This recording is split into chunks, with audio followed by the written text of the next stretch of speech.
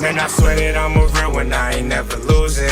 And now I'm so caught they spin, but they don't never do shit. I'm in these streets, this shit is real, man, I ain't picking choosing. I gotta get rich before I die, I'm focused on the music. Man, I swear that I'm a real one, I ain't never losing. And now I'm so caught they spin, but they don't never do shit. I'm in these streets, this shit is real, man, I ain't picking choosing. I gotta get rich before I die.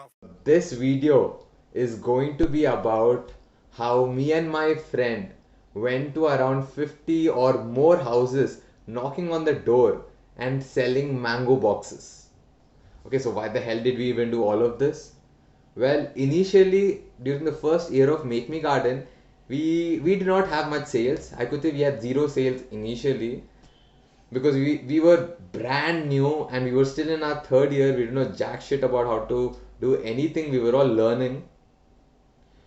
So since we had zero cash flow and zero customers or clients, Rohit had actually found an opportunity, which Modi government had actually introduced during the summer, where you could sell mango boxes which would benefit farmers. So if a mango box is sold, X amount from the MRP is directly given to the farmer, so that there is no middleman and the farmer is benefited too. At the same time, we who are selling will also get a X amount of, removing all our expenses, there'll be X amount of money left too. So it's a win-win for everyone.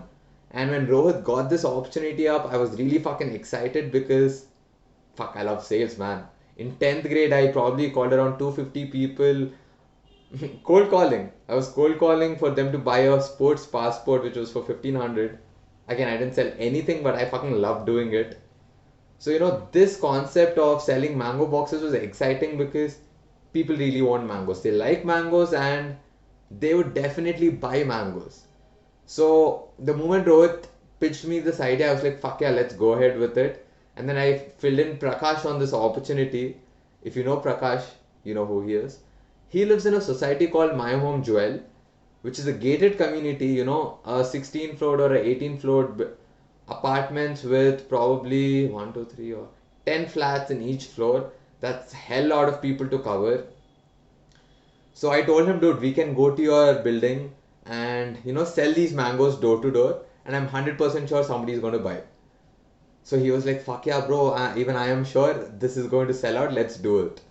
So we planned up and we went over to his building, and then we started off with our first person. Actually, our first sale probably happened through Prakash's mom itself.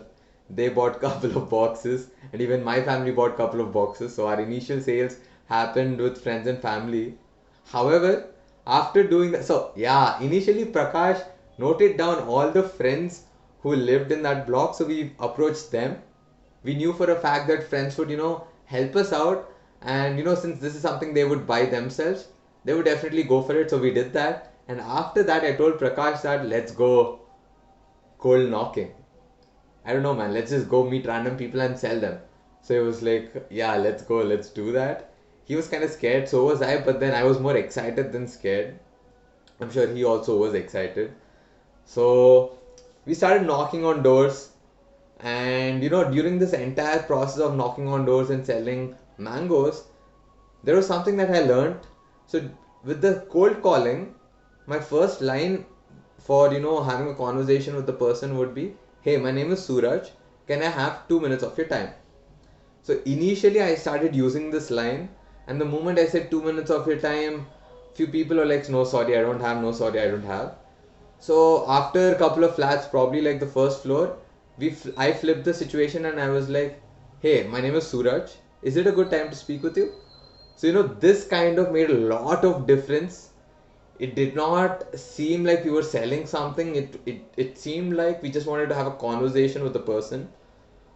So this is how we started, and we had to describe all the benefits of the mango and why is it better than the mangoes which are sold on the street. And moreover, these mangoes were premium quality, so it was priced at a premium level, and not everybody goes for a premium level mango. So we really had to talk with people to convince them. However, we had a benefit of this point that if you buy this, a farmer is going to be benefited, and there are a lot of nice people out there. just to help out farmers. They bought, not just to help out farmers, but then the people who were inquiring about the product also inquired about us and the startup we were involved in. When they got to know we were still in third year doing all of this, there were people who literally bought 2-3 boxes from us just to support us. And there was this one person, I still remember, right now I'm getting goosebumps thinking of that person. That person actually had farmlands where he was growing mangoes to sell, and he showed us the land. He made us sit down, spoke with us for like 20 minutes, and then he was like, I love what you're doing. Just to support you guys, I'm going to take 6 boxes. So that was fucking helpful.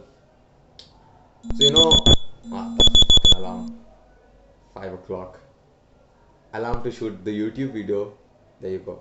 Anyways, while we were covering a lot of houses, there were a shitload of rejections and there were a shitload of people who kind of even abused us. I enjoyed that. I really enjoyed how they were shutting us off. And then there was this one old couple who called us inside their house. We literally sat in their home for probably 50 minutes, and that guy was on a rant saying why, he went from A to Z version of why he wouldn't buy the shit we were selling. However, you know how it is. When Make Me Garden team approaches anyone, we pull through, we go through. Oh my god. If you can hear that, these are the campaigns which have been happening for the corporator elections. So I hope it'll just pass soon. Anyways, in this old couple's house, we sat in for 50 fucking minutes. We spoke, and that man was really interesting. He was sweet. He was explaining why he wouldn't buy it, why he shouldn't buy it, and why the other options are way better for him to consider. So this whole process of knocking on the doors and selling our products really gave me a very good experience, and even Prakash.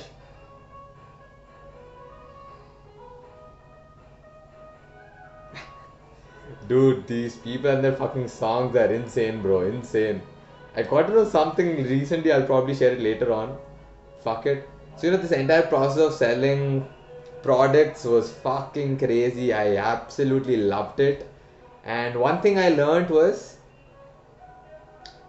people are emotional beings, and people make emotional decisions and then give logical reasoning to their emotional decisions.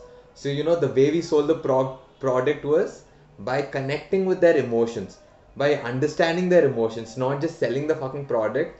We understood their emotions, we connected with them on an emotional level, and then we proceeded with the purchase. They proceeded with the purchase. So this is something that I personally learned, and something Prakash learned was not to be too scared. It was fun, man. That guy was fucking up in between. There is some chemical usually mangoes have, and this mango doesn't have it. So he completely fucked up that name in front of a person, and the other person bought into whatever the random name Prakash told. I was just looking at him laughing. This entire process was crazy, and this is how we sold insane amount of boxes and actually made close to 10k selling mangoes. So that is something.